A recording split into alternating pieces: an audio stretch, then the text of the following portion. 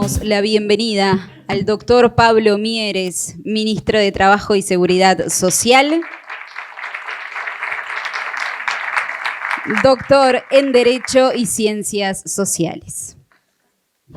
Bueno, buenas tardes. La verdad que es un gran gusto estar con ustedes. Agradezco la invitación para participar de este foro que realmente está situado en un punto importante en varios sentidos, porque tiene que ver con dos grandes temas de las sociedades modernas, no solo del Uruguay, sino del mundo entero.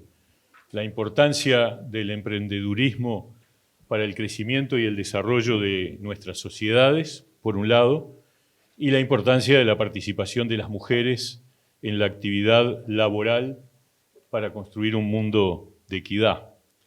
Justamente mi idea es reflexionar rápidamente sobre dos asuntos: la evolución de la participación de equidad de género en el mundo del empleo y luego una reflexión sobre los desafíos de la incorporación de las mujeres en el mundo del emprendedurismo.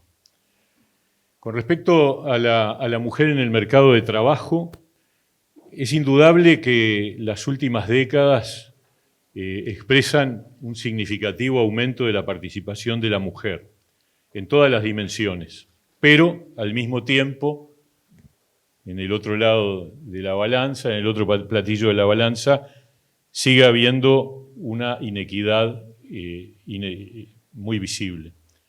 La tasa de actividad femenina, es decir, la cantidad de mujeres que aparecen como activas en el mundo, en la sociedad uruguaya, aumentó casi 14 puntos en los últimos 35 años. O sea, pasó del 41.4% al 55%. Y aumentó mucho más que la tasa de actividad del país, que aumentó alrededor de 5,5 puntos. O sea que un incremento claramente mayoritario del lado femenino. Y la diferencia de género en tasa de actividad se redujo a menos de la mitad. Bajó del 32,6% al 14%. Pero sigue habiendo una diferencia muy importante. 14 puntos de diferencia entre la tasa de actividad femenina y la masculina. Lo mismo pasa con la tasa de empleo. La tasa de empleo femenina aumentó del 85 al 2021 un 13%, o sea, del 36% al 49%. Pero, y eso también fue mucho más que la tasa de empleo del conjunto de la sociedad, que solo aumentó un 5,4%. La brecha de género en el acceso al empleo también se redujo a menos de la mitad, del 32% al 14,7%, pero sigue habiendo una brecha de género visible y clara entre lo que es el empleo masculino y el empleo femenino. También en materia de desempleo hay diferencias, a pesar de los avances. Es cierto que la brecha se ha reducido, pero también es cierto que cada medición sobre el desempleo indica que promedialmente el desempleo de las mujeres es 2 puntos más alto que el desempleo masculino. Solo en informalidad hay una diferencia favorable en el mundo del trabajo a la mujer.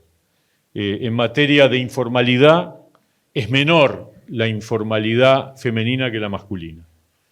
De hecho, en un país donde afortunadamente en estos últimos años y después de la pandemia se ha reducido la informalidad en alrededor de 4 puntos, bajó de un 25% a un 21% promedio en los últimos 2 años, cuando uno lo compara la tasa de informalidad masculina con respecto a la femenina, hay alrededor de 3 puntos menos de informalidad femenina que masculina. Y eso es una buena noticia, porque implica que, aunque la inserción laboral de la mujer sigue siendo menor que la del varón, es proporcionalmente más formalizada que la de los varones. Lo otro en donde nuevamente las diferencias son negativas para las mujeres es en subempleo. La tasa de subempleo indica que la mujer tiene alrededor de 2,5 puntos más subempleo que los hombres. Esa es una realidad. Es decir, ¿qué quiere decir el subempleo? Es la cantidad de trabajadores que declaran trabajar menos tiempo del que querrían. Es decir, que están subempleados. Y finalmente, también hay una inserción laboral diferencial por sectores de actividad. Es decir, los lugares donde predomina el empleo femenino son básicamente comercio, servicios sociales, servicios relacionados con la salud, enseñanza y servicio doméstico. Son sectores que claramente son más feminizados, pero al mismo tiempo tienen niveles de remuneración más bajos. Y eso se refleja justamente en lo que son la comparación de la remuneración promedio del hombre con respecto a la mujer. La diferencia en 2018 era de alrededor de un 22% por debajo, o sea, las mujeres ganan un 22% menos que los varones, y en el 2021 se había reducido la brecha al 19%, pero sigue siendo una brecha significativa e importante, que también se refleja en la cantidad de horas trabajadas. Alrededor de 6 horas menos trabajan las mujeres con respecto a los hombres, lo que también se refleja en el nivel de ingresos. O sea, a pesar de los notorios avances de los últimos años, seguimos teniendo una importante brecha en el mundo del trabajo que discrimina a las mujeres con respecto a los varones.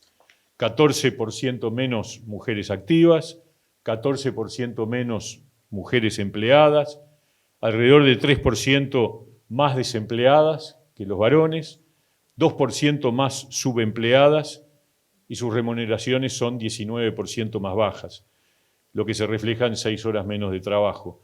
O sea, en definitiva, está claro que hoy sigue en el mundo del trabajo, en el mundo del empleo, una situación de asimetría, de inequidad, que si bien hay que reconocer muy importantes avances, claramente han sido insuficientes y tenemos por delante un gran desafío que es seguir avanzando en la inserción laboral de las mujeres.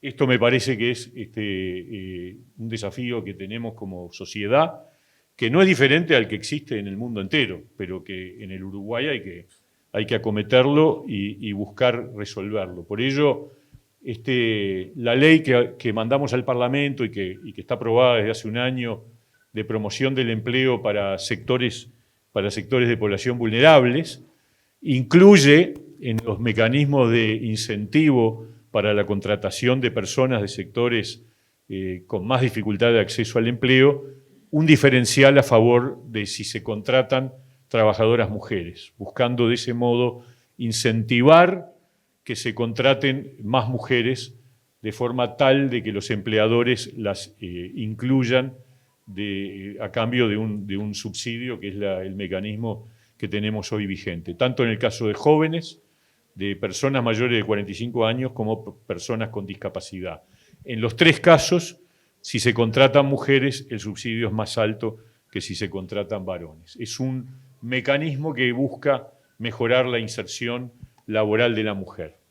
Ahora, entrando en lo que más directamente les atañe a ustedes, que tiene que ver con el mundo empresarial. ¿Qué pasa en el mundo empresarial? En primer lugar, la información es mucho menos fluida y amplia que la que tenemos para el mundo del trabajo en general, donde hay indicadores permanentes que miden estas tasas que recién yo estaba mencionando. En el caso de la participación empresarial femenina o analizada de género, tenemos menos información.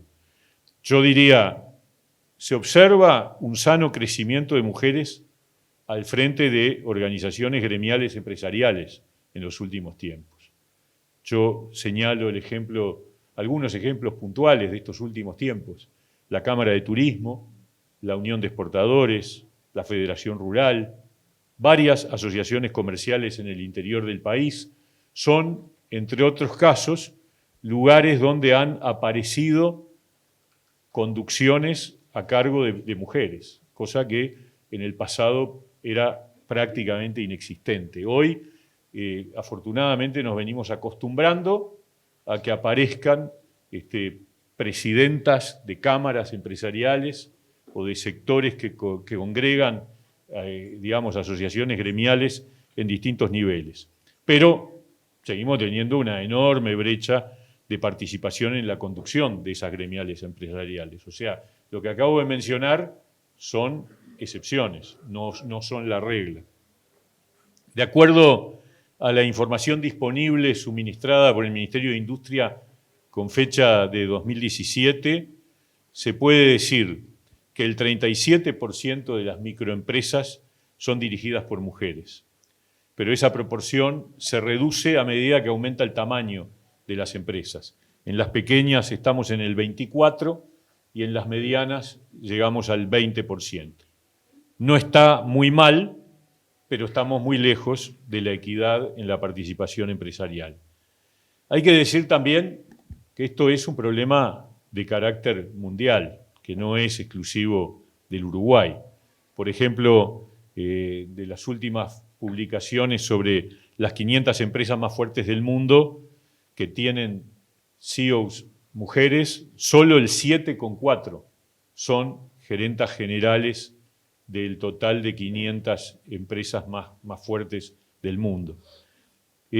Por otro lado, también vemos que en instituciones internacionales de mucho peso empiezan a aparecer con mayor frecuencia nombres de mujeres al frente. Fondo Monetario Internacional, la CEPAL, los nombres que hoy se manejan para la presidencia del BID como alternativa al que recién fue destituido. En fin, hay aparición en lugares de poder fuerte en el mundo de los organismos internacionales, que son muchas veces los que determinan las orientaciones de los préstamos internacionales, de las prioridades en materia de desarrollo. Pero siguen siendo pocas. Y también aumentan los casos de primeras ministras, presidentas, ministras de Estado, mujeres. Todo va en la dirección de corregir las inequidades, pero todavía nos falta mucho. En Uruguay, de acuerdo a datos de Uruguay 21, apenas el 10% de los cargos gerenciales y solo el 4% de las directivas de las cámaras empresariales son mujeres. Ese es un dato muy reciente y habla de la distancia que nos queda. Y en el Parlamento solo el 20% son representantes mujeres. Y a su vez yo voy ahora a tomar algunos datos de un estudio que quiero citar, por supuesto, de la socióloga Daniela de los Santos del año 2020, con apoyo de ONU Mujeres y de la Cámara de Comercio y de SIDUR, en donde hace un análisis en base a una encuesta de mujeres empresarias. Y al respecto tomar algunos datos y reflexionar sobre ellos. De acuerdo con este estudio, las mujeres empresarias tienen un nivel educativo alto y una edad intermedia, una edad mediana. Es interesante resaltar que la mayoría de las encuestadas ya tenían experiencia anterior en materia empresarial, lo que habla de un perfil específico con una vocación de emprendedurismo. Es decir, que hay una cierta inclinación que lleva a que ciertas mujeres con cierto perfil se orienten a la búsqueda de emprender actividades. Al igual que entre los hombres, el emprendedurismo requiere de ciertos perfiles y aptitudes: iniciativa, creatividad, aceptación del riesgo, capacidad de negociación, capacidad de decisión, que sin duda ustedes lo saben porque lo viven y lo manejan, obviamente, para llevar adelante sus emprendimientos. Todas aptitudes que no son particularmente masculinas, aunque nuestra cultura las haya asociado desde tiempos inmemoriales al género masculino. Por el contrario, yo diría que las mujeres han demostrado en la historia de la humanidad una enorme capacidad de asumir riesgos, de tomar iniciativas, de enfrentar la adversidad, una enorme capacidad de diálogo en todas sus esferas y sobre todo una gran capacidad de empatía. Y estos son rasgos centrales para el desarrollo emprendedor. Por otra parte, lo otro que surge de este estudio, que me parece que vale la pena destacar, es que la gran mayoría pasan a la experiencia de emprender desde una experiencia laboral como empleadas. O sea, dan el salto de un rol de empleada a un rol de emprendedora o de empresaria. O sea que el ingreso al mundo laboral parece ser un factor, un puente, un camino para el acceso justamente al desarrollo de la experiencia emprendedora. Es parte de la incorporación a la actividad en el mundo del trabajo, ya sea como empleado, como empleada o como empresaria. Siguiendo con la referencia al estudio mencionado, las empresarias encuestadas, mayoritariamente se trata de empresas urbanas y micro y pequeñas. Pero decir que son la gran mayoría empresarias de micro y pequeños emprendimientos no es decir ninguna otra cosa que lo que ocurre con las empresas uruguayas en general. El 96, 97% de las empresas uruguayas son micro o pequeñas, por lo tanto, es obvio que también entre las emprendedoras mujeres haya una enorme mayoría situada entre las pequeñas y microempresas. Lo que sí es interesante y diferente es que, en general, las empresarias que fueron encuestadas señalan que la gran mayoría de su personal, de las trabajadoras con las que se vinculan, son mujeres. Y la focalización está centrada en servicios empresariales y comercio. Y esto puede tener que ver con dos cosas. Una, probablemente porque, en definitiva, son sectores de actividad de trabajadoras mujeres, mayoritariamente. Comercio, servicios a empresas, etc. Pero también puede tener que ver con una preferencia de parte de las mujeres empresarias, de preferir trabajar con empleadas mujeres que con empleados varones. Eso habría que estudiarlo más, pero en todo caso es interesante y llama la atención. También, finalmente, sobre este estudio, también es relevante señalar que las empresarias encuestadas manifestaron que el entorno no es favorable para el desarrollo de las empresarias mujeres y a ese respecto señalaron falta de respaldo de las asociaciones empresariales y también de los programas de gobierno. Y esto me parece que es un llamado de atención evidente. Tenemos que reflexionar porque seguramente deben desarrollarse desde las instituciones estatales y desde las políticas públicas más iniciativas y programas para promover el emprendedurismo femenino. Vale la pena a este respecto hacer un paréntesis y reflexionar sobre algo que es un problema más general y que tiene que ver con la dificultad que nuestro país ha tenido para promover y valorar la cultura empresarial, independientemente del género. Por eso yo creo que, además de los problemas de equidad de género que ustedes enfrentan como empresarias, también enfrentan otro problema que es la lentitud con que la sociedad uruguaya ha transcurrido para valorar el emprendedurismo, para valorar el rol de los y de las empresarias. Es un país muy aferrado a la centralidad del Estado, que no construyó o cultivó el valor del emprendedurismo sino hasta hace muy poco tiempo. Yo diría que la reivindicación de la importancia de las empresas y del rol del empresario es muy reciente. En realidad el Uruguay es un país muy estadocéntrico, probablemente, o yo diría seguramente, porque en la primera mitad del siglo XX, cuando Uruguay logró desarrollar su modelo de crecimiento, su estado de bienestar, este no estuvo fundado en la valoración del emprendedor o de la iniciativa privada, sino que por el contrario se apoyó e impulsó en la iniciativa estatal. Eso es un viejo tema que trasciende el problema de género, o mejor dicho, que se acumula y que se suma a las dificultades que desde el mundo de la experiencia empresarial femenina se tienen.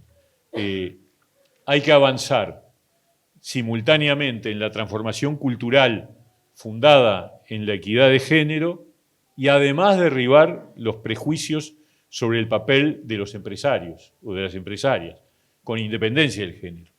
Yo creo que en eso estamos mejor, mucho mejor que hace 30 años, porque de a poco se ha aceptado que para crecer y para desarrollarse cualquier país necesita una función empresarial potente, dinámica, que en definitiva le aporta mucho al país. Pero es una cosa bastante reciente. Por eso sin duda es más difícil para la mujer que para el hombre iniciar un emprendimiento, porque su lugar en el mundo privado doméstico se convierte fácilmente en una barrera muy densa que afecta su desarrollo profesional y empresarial. Hay otro estudio que también me gustaría mencionar, desarrollado por una economista para Ciedur, Soledad Salvador, acerca de cómo potenciar las oportunidades de las mujeres empresarias para su empoderamiento económico. Y allí ella señala que, de acuerdo a su estudio, detecta como dos tipos de mujeres emprendedoras. Por un lado, un perfil más débil, caracterizado por ser cuentapropistas, con limitaciones importantes que surgen de los cuidados familiares y de bajo nivel educativo. El otro perfil, más empresarial, perteneciente a hogares de mayores ingresos, que tienen capacidad económica para resolver las limitaciones domésticas mediante la contratación de personal doméstico. Y eso nos lleva directamente a uno de los puntos neurálgicos que marcan las limitaciones de la inserción laboral, pero sobre todo acá hablando de la inserción empresarial de las mujeres, que es el problema de la transformación cultural sobre los roles de género, que es un proceso lento, que sin duda está demostrando avances, pero que estamos muy lejos de llegar al punto de justicia, de equidad de género. Porque lo que demuestra el estudio que recién mencionaba es que la variable cuidados domésticos y la posibilidad de tener quien se encargue de ellos para permitir el trabajo empresarial de una mujer indica que en definitiva sigue siendo una tarea básicamente que es responsabilidad de las mujeres y no compartida. Y obviamente ese es un proceso, me consta, que cuesta porque implica cambios en los dos roles, cambios en el rol de la mujer y en el rol del hombre, y cambios en los arreglos familiares y en los acuerdos sobre qué tareas les corresponden a cada quien.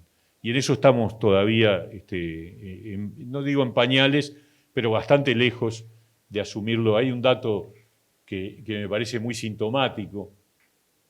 Hace un tiempo se aprobó una norma que permite establecer, en el caso de la licencia por maternidad posparto, la posibilidad de distribuir los tiempos entre hombre y mujer, entre padre y madre. Y el 90 y pico % de los casos la licencia la toma exclusivamente la mujer. No hay una distribución compartida, a pesar de que hay una ley que lo permite, que lo habilita o que hasta lo promueve, pero las realidades siguen siendo de que estamos lejos de asumir ese tema. En ese sentido, hay que ayudar y para ello es necesario generar incentivos y programas e iniciativas que valoren especialmente la presencia de las mujeres emprendedoras. En el diseño de los programas de promoción del emprendimiento debe estar presente la preocupación porque exista lugar para la participación de emprendedoras mujeres, tanto en los programas de apoyo al surgimiento de empresas como en la capacitación empresarial y las propuestas de crecimiento, de desarrollo, los programas que promueven el desarrollo de las empresas. En este sentido, el tema del acceso al crédito tiene un lugar fundamental, lo mismo que medidas que faciliten la presencia de empresarias mujeres en ámbitos tales como las exposiciones o ferias nacionales e internacionales.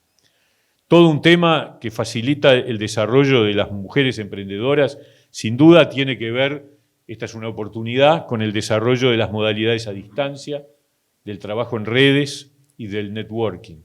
Por ahí hay un camino que puede ayudar a la participación de la mujer en el mundo de las empresas. Otra línea de trabajo es fomentar ciertas habilidades específicas de la actividad empresarial, confianza en sí misma, capacidad para tomar decisiones, firmeza, capacidad de asumir el riesgo, resiliencia, capacidad de negociación. Estas cosas hay que, de alguna manera, cultivarlas, desarrollarlas, aunque, repito, forman parte de las cualidades que no en menor medida que los hombres tienen las mujeres. Y en eso, la verdad, la experiencia que uno tiene de trabajar con mujeres y de convivir con mujeres es que efectivamente en muchas de estas cualidades tienen más poder, más fuerza y más posibilidades que los varones, por lo menos las mismas al menos.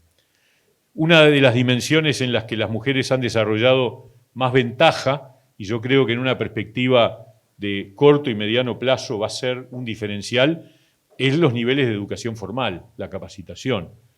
Claramente, cada generación que surge aparece mayor distancia en favor de las mujeres con respecto a la educación formal. Las mujeres tienen más años de educación formal, cada vez hay más profesionales mujeres, cada vez es más mayoritaria la participación de las mujeres en las profesiones. Y esto, sin duda, va a trasladarse, sin duda, no solo al ámbito del empleo, sino también al ámbito del mundo empresarial. Entonces, en definitiva, y para terminar esta reflexión, que no busca dar más soluciones, sino plantear la problemática y de alguna manera cómo la estamos viendo desde el rol en el Ministerio de Trabajo, grandes avances en la participación femenina en el mundo productivo y laboral, pero al mismo tiempo grandes desafíos pendientes para alcanzar una situación de equidad e igualdad. Es aquello del vaso medio lleno y del vaso medio vacío. Obviamente a uno le gusta siempre ver la parte del vaso medio lleno, pero no para quedarnos en la satisfacción por los avances, sino para cobrar impulso para multiplicar el ritmo de avance hacia la igualdad y la equidad. Yo creo que ese es el gran desafío que tenemos. Mi convicción es que justamente estos eventos son de los que ayudan y promueven el avance y el impulso al cambio. Todas estas cosas que han ocurrido, si uno mira el mundo y lo mira más para atrás y piensa, yo alguna vez lo he dicho en algún debate, ¿cuál fue el principal cambio de la humanidad en el siglo XX? Fue el lugar de la mujer, sin duda alguna. Basta con pensar que hasta mediados, hasta el primer tercio del siglo XX, no había ni siquiera derecho al voto. Basta con eso para darse cuenta todo lo que se ha caminado. Pero eso no debe servir de anestésico, al contrario, debe servir de impulso para seguir avanzando, porque estamos todavía muy lejos de decir acá hay una situación de equidad. Y repito, en el mundo empresarial el desafío es doble, el desafío de la legitimidad del rol empresarial en general y en particular del rol de la mujer empresaria. De mi parte, simplemente trasladar el compromiso desde el Ministerio de Trabajo de estar en línea con la necesidad de estos avances y obviamente dispuestos a incorporar sugerencias e ideas para avanzar lo más rápido posible, porque sin duda es parte de la construcción de una sociedad más rica, más plural y más democrática. El mayor éxito en la jornada de hoy y que sirva y que sea un nuevo impulso para seguir construyendo una sociedad entre todos y todas. Muchas gracias.